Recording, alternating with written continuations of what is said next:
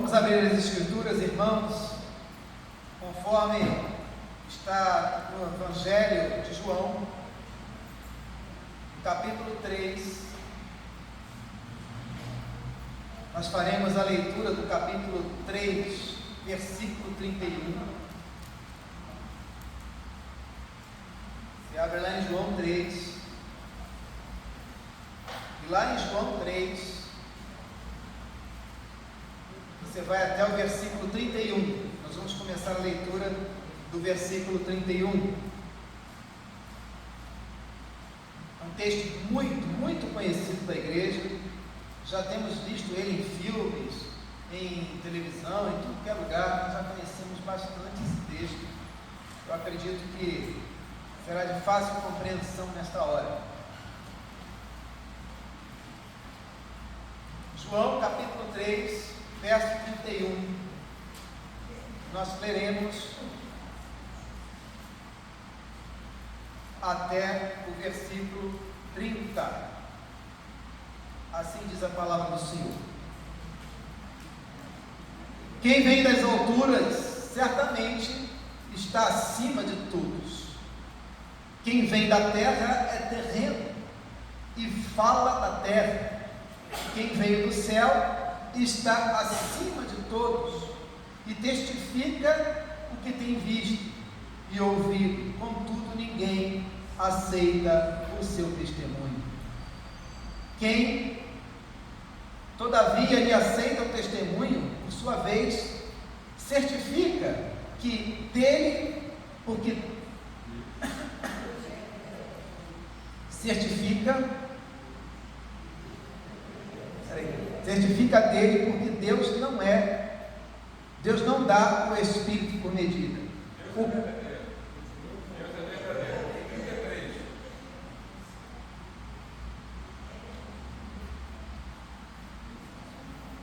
Agora eu me confundi.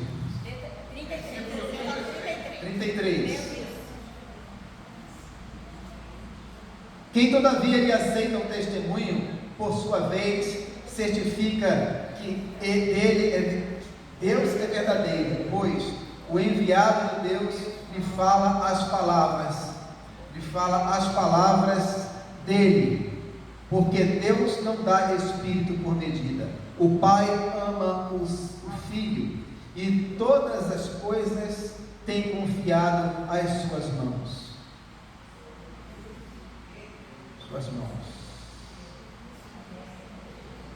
Por isso, quem crê no Filho tem a vida eterna. O que de todavia se mantém rebelde contra o Filho, não verá a vida sobre irmãos. Só um momento. É porque eu sei que os irmãos amam o pastor e querem ajudar, mas eu estou tentando conciliar a minha mente e ao mesmo tempo ver aqui, eu estou tentando ler com meu dedo para ver se melhora,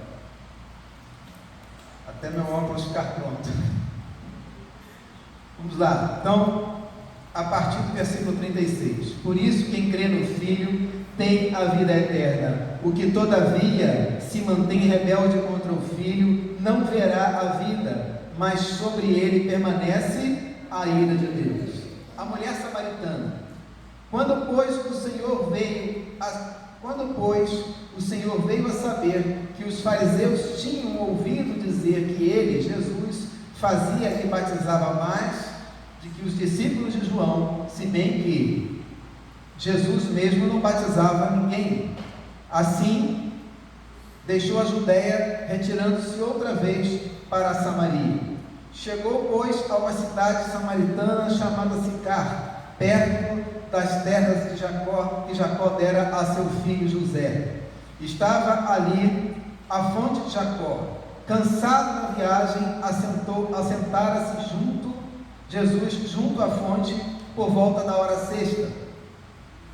Nisto veio uma mulher samaritana tirar água e disse-lhe Jesus, dá-me de beber? E disse-lhe Jesus, dá-me de beber? Pois seus discípulos tinham ido à cidade para comprar alimentos. Então lhe disse a mulher samaritana, como sendo tu judeu, pede de beber para mim, que sou mulher samaritana? Porque os judeus não se dão com os samaritanos. Replicou-lhe Jesus: se conheceras o dom de Deus e quem é o que te pede dar-me de beber, tu me pedirias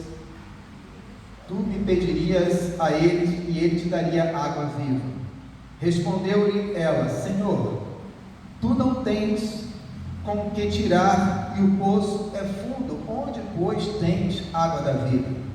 És tu porventura maior do que Jacó, o nosso pai, que nos deu esse poço, do qual ele mesmo bebeu, e bem assim seus filhos e seu gado? Afirmou-lhe Jesus: quem beber desta água tornará a ter sede. Aquele, porém, que beber da água que eu lhe der, nunca mais terá sede. Pelo contrário, a água que eu lhe der, nele será uma fonte a jorrar para a vida eterna. Disse a mulher: Senhor, dá-me dessa água para que eu não mais tenha sede, nem precise vir aqui buscá-la. Disse, pois, Jesus: vai, chama teu marido e vem cá. Ao que lhe respondeu a mulher: não tenho marido. Replicou-lhe Jesus: bem disseste, não tenho marido, porque 5 maridos já tiveste, e este que agora tens não é teu marido. E isso disseste com verdade. Senhor, disse-lhe a mulher, vejo que tu és profeta.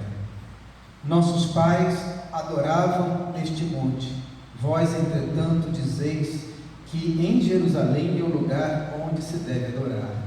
Disse-lhe Jesus: mulher, podes crer-me, que a hora vem quando nem neste monte e nem em Jerusalém adorareis o Pai. Vós adorais o que não conheceis, nós adoramos o que conhecemos, porque a salvação vem dos judeus. Versículo 23, vamos ler juntos? Mas vem a hora, e já chegou, que os verdadeiros adoradores adorarão o Pai em espírito e em verdade. São esses as palavras do Senhor. A igreja pode sentar-se.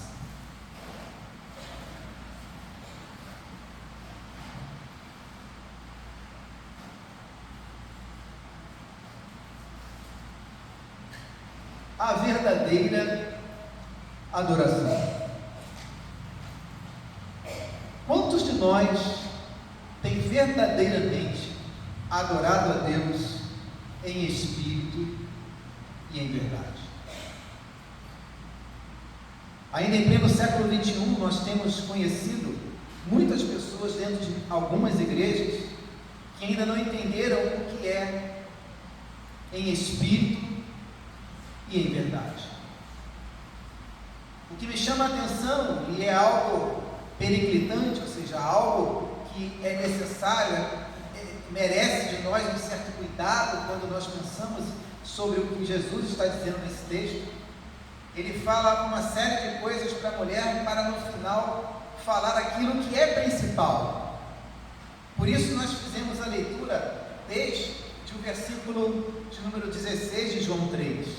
Porque dentro desse contexto que nós acabamos de ler, nós vamos encontrar uma série de condições para perceber como era a natureza espiritual daquela mulher. Perceba que ela vai dizer para Jesus uma primeira coisa que faz toda a diferença. É como se ela dissesse para Jesus: eu começo a perceber que depois dessa conversa que nós tivemos, eu não entendi nada de religião. Só que Jesus não estava ali para ensinar religião. Ele vai ensinar àquela mulher a grande necessidade que ela realmente tinha. Ela era devota, embora estivesse fora do seu povo, embora ela não era vista como uma mulher que se convidasse para vir à nossa casa beber. Ela tinha uma vida complicada, uma vida que se distinguia da vida dos judeus daquela época. Ou seja, ela estava fora da caixinha, como todo mundo fala. Era uma mulher que, como eu e você, seres humanos, como cada um de nós, homens, mulheres, jovens e crianças, precisamos ter, e muitas vezes nós não damos atenção àquilo que é o principal, que é o fundamental. E perceba como Jesus vai tratar aquela mulher, chamando a atenção dela para a realidade do seu tempo, dizendo que o tempo em que ela estava vivendo já era um tempo atrasado, pois ele vai dizer: vem a hora, já chegou, que os verdadeiros adoradores adoram em espírito e em verdade. Mas quem é que dá o espírito? Quem é o representante da verdade? Dessa forma, Jesus está dirigindo aquela mulher a única saída que ela tinha, a única condição da qual ela poderia entender o que Jesus estava falando. E mais uma vez eu repito, o fato de que Jesus continuou falando e ela estava ali, salivando diante daquela realidade em que Jesus falava dela, diante das coisas espirituais, e ela não conseguia entender. E ela pedia mais de Jesus, e Jesus dava mais símbolos. Ela falava mais para Jesus, e mais símbolos Jesus continuava a falar para ela. Isso era uma maneira de comunicação que existia no judaísmo, quando a pessoa não entendia através dos símbolos. Então ela tinha que obrigatoriamente ir ao templo, e quando chegar no templo ela tinha que apresentar a sua vida diante do sacerdote, para que o sacerdote, inquirindo dela, você sabe o que é inquirir? Inquirir é aquilo que você coloca uma pessoa num tribunal e você exige que aquela pessoa dê um depoimento da verdade. Isso é inquirir. Não é pedir para ser ouvido, não é pedir somente para compartilhar um pensamento, mas era algo que a pessoa precisava saber como as coisas realmente eram, senão o que o pessoal do templo fazia? Expulsava aquela pessoa do templo. Do que ela reclama? Ela reclama que ela e o povo dela tinham um templo na época de Jacó, e o templo que existia na época de Jacó tinha as portas abertas para todo mundo, mas agora o templo, no tempo de Jesus, não era para todo mundo. Tinha que passar pelo legalismo do farisaísmo, tinha que passar sobre o pensamento das outras nações que chegavam e se distinguiam, como por exemplo o Império Romano, que já estava em vigência naquela época. Então se soma os deuses romanos com os deuses judaicos. Como é que fica a cabecinha daquela senhora? Aquela mulher que não tinha lugar na sociedade, não era facilmente aceita na sociedade. Algum de nós já viveu algo assim? Chegar em um lugar e alguém te desprezar pela roupa que você está vestindo, pelo pensamento que você tem, pelo modo de vida diferenciado que você tem? Tem? Que pergunta pequena, né? Mas com grande significado. Você tem? Cada um de nós deve saber e poder responder essa pergunta, porque foi essa mísera pergunta que fez aquela mulher durante anos não ter um lugar em Israel e nem poder adorar o Deus vivo, só porque ela, em primeiro lugar, é uma samaritana, e em segundo lugar, ela tinha uma vida duvidosa. Quantos de nós estamos assim muitas vezes dentro das nossas igrejas, dentro das nossas famílias, dentro da, sabe o que é isso aqui, né? Entre aspas, religião que a gente vive, quando na verdade a religião verdadeira, segundo Jesus, e ele vai dizer, quando ele diz no versículo 31, quem vem das alturas certamente está acima de todos, ele está falando dele mesmo. Jesus está dizendo, quem está falando com você sou eu. Mas ele não diz que ele é o Filho de Deus, até o momento em que Jesus vai ensinando ela, paulatinamente, a compreender a verdade de Jacó, tanto que ela vai aprender com Jesus que quando ela está falando a respeito de Jacó, o que Jesus disse? Eu conheço Jacó. No hebraico, a expressão eu conheço Jacó está nós conhecemos os tempos que nós falamos na nossa linguagem em português, né? Quando eu digo que eu fiz algo, eu uso em que termo? Passado, presente ou futuro? Quando eu digo assim, eu fiz algo, passado.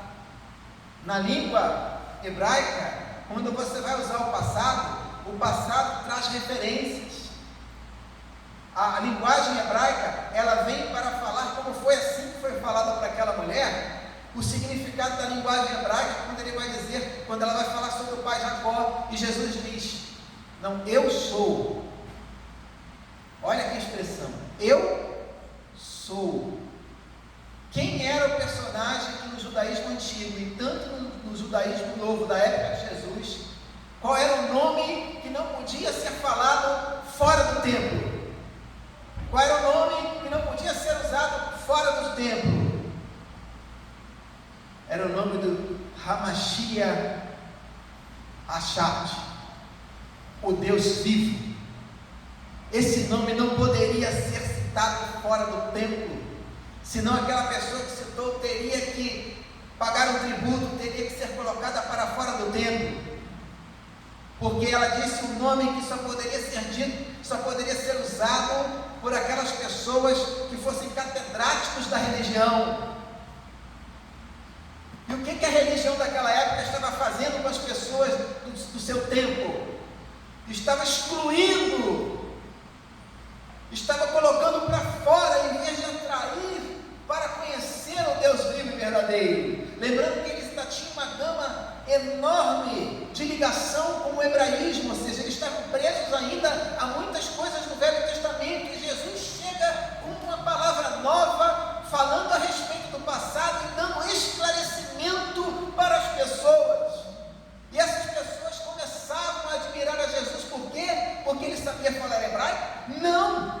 Porque ele sabia falar a língua que o povo precisava ouvir para ser salvo, e não a língua do Sinédrio, e não a língua dos fariseus, aqueles que podiam cada vez mais tirar das pessoas. Eles faziam isso, tiravam das pessoas, julgavam as pessoas, impediam as famílias de serem famílias. Eles entravam nas casas porque eles se diziam ter autoridade.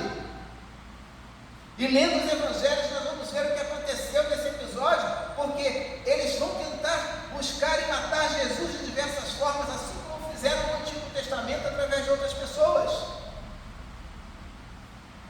Por isso eu convido você a vestir a pele da mulher samaritana. Convido você a fazer o que a mulher samaritana fez. O que ela fez? Quando ela soube de Jesus, quando ela compreendeu sobre Jesus, falando ali naquele poço de Jacó. O poço de Jacó representava o que, irmãos? O passado. A esperança que ela queria ouvir estava diante dela. Estava diante dela. E ela não percebeu. Porque alguém disse a ela o que ninguém, durante todo aquele tempo da história de sua vida e da vida do seu povo, disse quem era o Messias. E o que Jesus fez naquele poço? Ela disse, se não é Jacó, se não é o poço, então quem é? O que Jesus responde? Sou eu que falo contigo. Imagina tudo que aquela mulher religiosamente conhecia, veio água abaixo. Mas Jesus não deixou ela sedenta. Ele vai dizer, calma, porque vem a hora, e já chegou, que os verdadeiros adoradores adoram a Deus, e somente a Deus. Os verdadeiros adoradores adoram em espírito. A palavra em espírito aqui, no hebraico, não significa espírito como aquele espírito que a pessoa morreu ali, é o espírito que voltou para Deus. Não é isso. Espírito aqui É uma das primeiras menções que citava a vinda do Espírito Santo, e Jesus usa essas palavras no grego, o que eles só estavam acostumados a ouvir no hebraico. A língua grega é bem mais fácil. Se você tiver que estudar hebraico e grego um dia, você vai perceber isso. A língua grega é bem mais fácil de você entender do que a língua hebraica. Uma palavra no hebraico pode significar dezenas de coisas. Então, voltando ao texto, ele vai dizer que o que ela precisava para ter essa comunhão, para ter tudo isso que ela tanto desejava, mas que não encontrou em lugar nenhum nas religiões que ela tinha acesso, nós vamos perceber quando ele diz: se você conhecer o dom de Deus, você ia perceber que a água que eu te dou é, portanto, a água da vida. És tu, porventura, maior do que Jacó? Diz ela. E Jesus diz: vem a hora, já chegou, que os verdadeiros adoradores vão me adorar em espírito e em verdade. E esse espírito aí não é o espírito como que as pessoas dizem assim: eu estou no espírito de alegria. Não, é o Espírito Santo. Aquela mulher, naquele momento, ela recebeu a revelação do Espírito Santo para uma mulher samaritana. Ela foi a primeira a receber. E o que aconteceu? Ela sai de lá, aborrecida, porque tinha que fazer comida, foi isso? Ela sai de lá. Primeiro, ela percebeu a sede que ela tinha. Segundo, ela descobriu quem poderia matar a sua sede. E terceiro, ela percebeu que aquele, que só ele poderia matar a sua sede, era o Messias prometido. E o seu Espírito está entre nós hoje. O seu Espírito continua falando a muitas igrejas. Mas eu pergunto: quem é que está ouvindo? Nós estamos vendo as igrejas do nosso tempo, as igrejas dos dias de hoje, além de um púlpito e além de uma mensagem a ser pregada, nada mais nos preenche, porque a gente precisa colocar uma série de coisas. Vamos começar por alguns exemplos. Digamos que a gente não possa mais ter bancos na igreja. Você vai continuar vindo adorar aqui?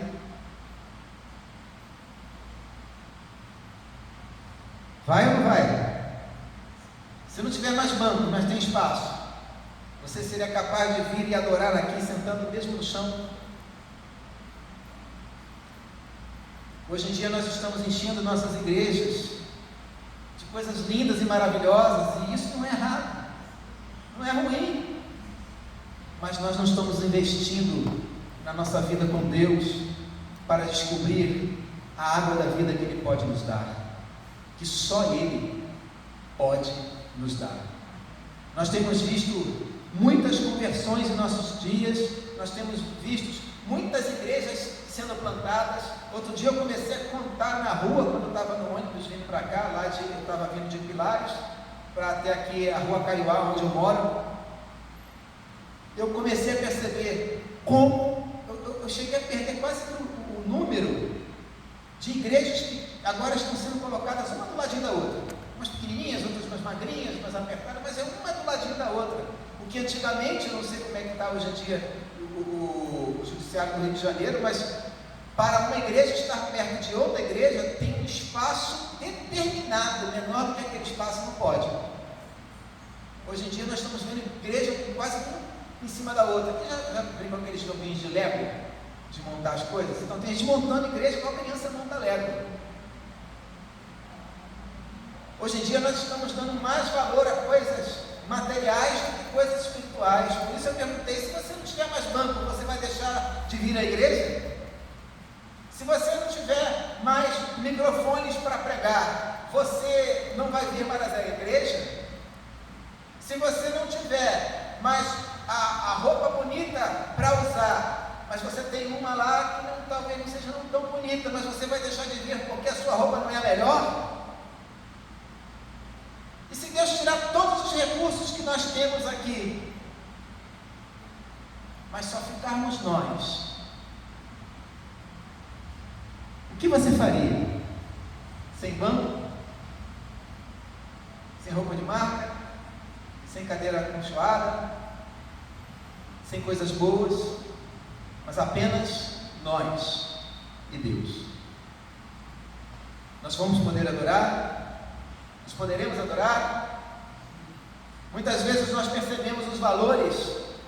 Você pode perceber o meu valor, as coisas que são valiosas para mim, através da forma como eu gasto meu dinheiro, através da forma como eu ajo diante das coisas que eu gosto.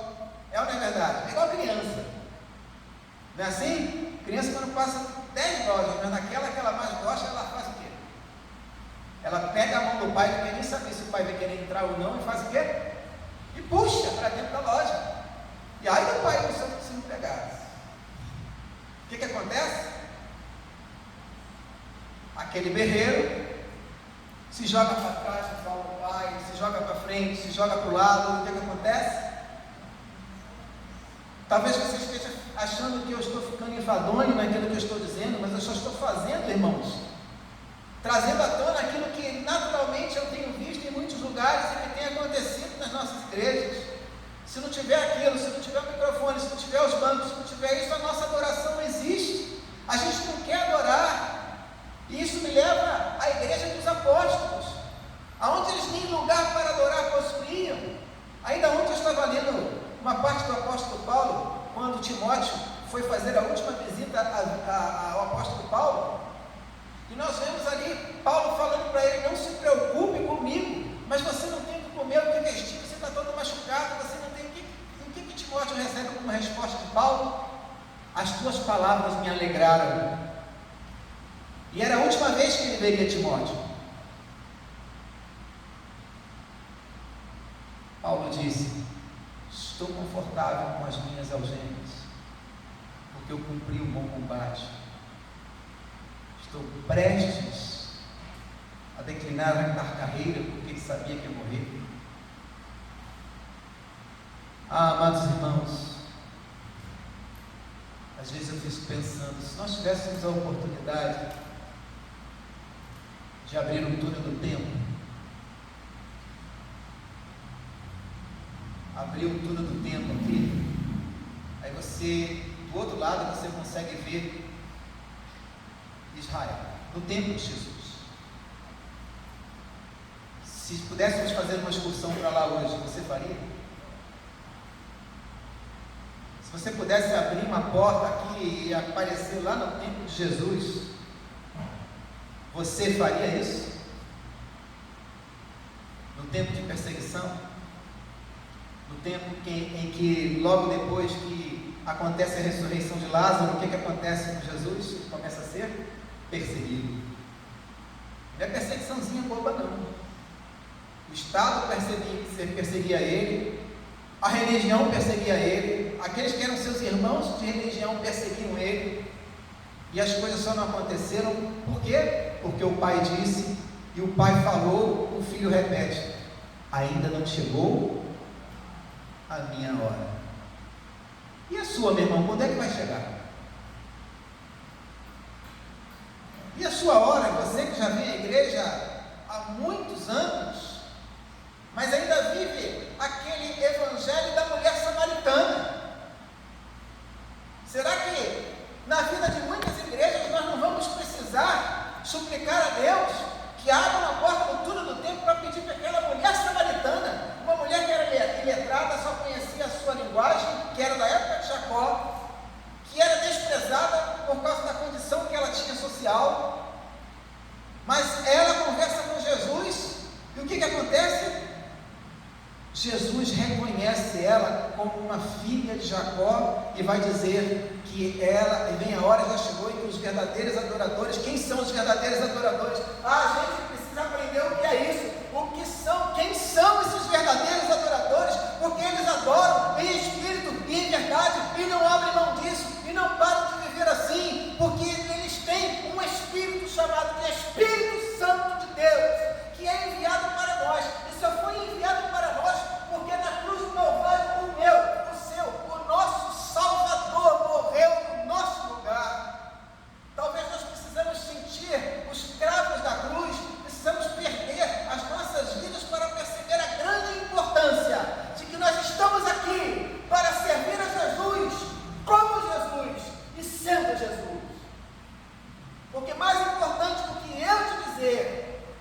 pessoa vê na sua própria vida. Na sua própria vida.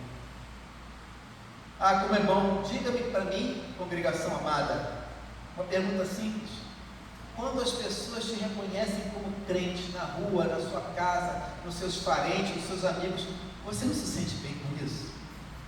Não é bom alguém chegar na sua casa, ter um contato com você, e quando sai da sua casa, dá aquela paradinha na porta e diz assim: você é cristão, não é? Sim, eu sou. Ai, que bom, então você está com pressa? Vamos comer um pãozinho aqui, vamos bater um papo, porque acabei de conhecer você agora e você é minha irmã em Cristo. É família da minha família. Família se odeia? Não deveria. Nós estamos vivendo dentro do não deveria, muitas vezes. Por isso, queridos, essa mulher ela vai aprender uma coisa essencial. O Senhor disse à mulher, capítulo 4, versículo 20: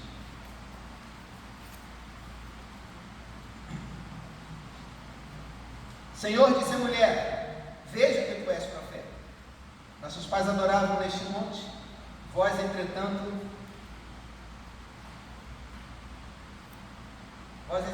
dizeis que em Jerusalém é o lugar de adorar.